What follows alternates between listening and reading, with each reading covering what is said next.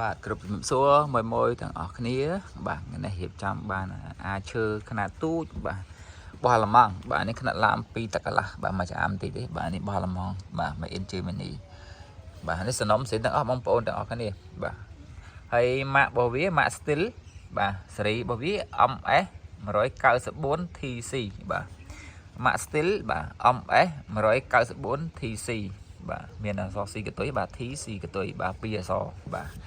អានេះជាទំនិញនាំចូលមកពីប្រទេសជប៉ុនបាទផលិតផលរបស់លម៉ង់លក់នៅជប៉ុនបាទប្រើប្រាស់នៅជប៉ុនអញ្ចឹងប្រើនៅជប៉ុនហើយគឺយកមកខ្មែរយើងបន្តបាទនៅស្អាតបាទធុងសាំងវាក៏នៅថ្លាដែលមើលឃើញសាំងក្នុងបាទស្អាតមែនតើមកគ្រឿងនេះបាទនេះបងប្អូនបាទសំណុំសេនទាំងអស់ហ្មងតែនេះជូនបាទសូម្បីតែស៊ីម៉ាំងខាងក្នុងនេះបាទថ្នាំខ្មៅពីរោងចក្របាទគេបាញ់មកណាបាទក៏នៅខ្មៅអត់តាន់ខូចសាច់ដៃអត់តាន់ខូចសាច់ថ្នាំទេបាទនៅស្អាតទាំងអស់ហើយសបុកអែក៏នៅថ្មីដែរបងប្អូនបាទសបុកអែនេះបាទនៅឡើងសស្គូបាទស្អាតផ្លឹងហ្មងសបុកអែវាយល់ម៉ាស៊ីននេះគេប្រើតិចបាទដល់ពេលគេប្រើតិចយកមកដល់យើងបាទលាងនៅទឹកទៅបាទថ្មីជ្រើងតែហ្មងបាទហើយអេមណាបាទទូចហ្នឹងខ្ញុំឃើញខ្សោយបងប្អូនខ្លាំងបាទខ្លាំងជាមួយខ្ញុំបិឆេបងប្អូនដាក់តោមកកដុងបាទ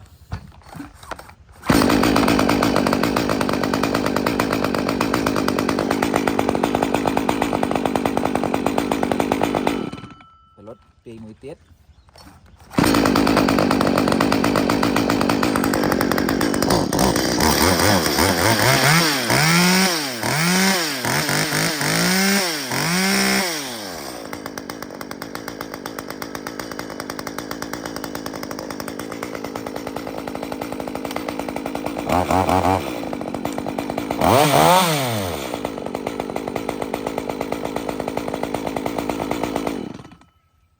សលេងគេហៅថាបាទញាក់សាច់បាទសំលេងឆ្នះមែនតើបាទអញ្ចឹងបាទសម្រាប់បងប្អូនចំការបាទគាត់យកទៅកាត់មេឃបាទរកតតែងមេឃបាទរួមបាទប្រើប្រភេទនេះស្រាលបាទហើយបងប្អូនចង់យកទៅឡើងកាត់លើដើមក៏បានដែរបាទនេះស្រាលទេទាំងនេះខ្ទង់3គីឡូបន្តិចទេបាទហ្នឹងហើយយើងពួកទឹកខ្សែស្ពីមកបាទឡើងលើដើមឈើកាត់បានដែរបាទ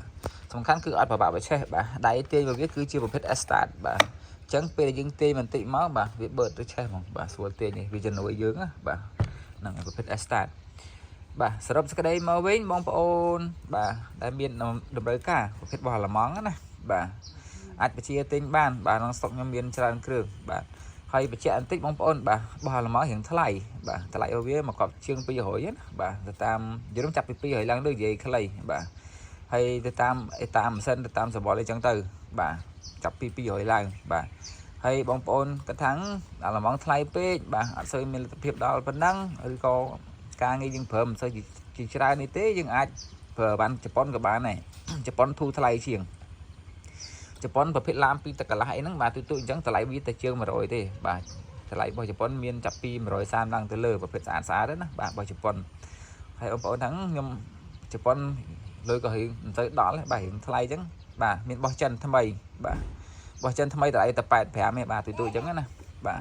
គាត់ថាបើយើងនិយាយពីគុណភាពបាទបើយើងប្រើមកប្រើហើយជប់ប្រើទៀតយើងប្រើបោះចិនទៅបាទតម្លៃវាតែ85ទេហើយបើសិនជាបងប្អូនប្រើឆ្នាំហ្នឹងហើយចង់ទុកឆ្នាំក្រោយប្រើបន្តរហូតបងប្អូនអាចប្រើបោះអាឡម៉ង់ក៏បានប្រើបោះជប៉ុនក៏បានបាទហើយរាល់អីវ៉ាន់ដែលបងប្អូនបញ្ជាទីពីខាងឃ្លាំងខ្ញុំទៅបាទ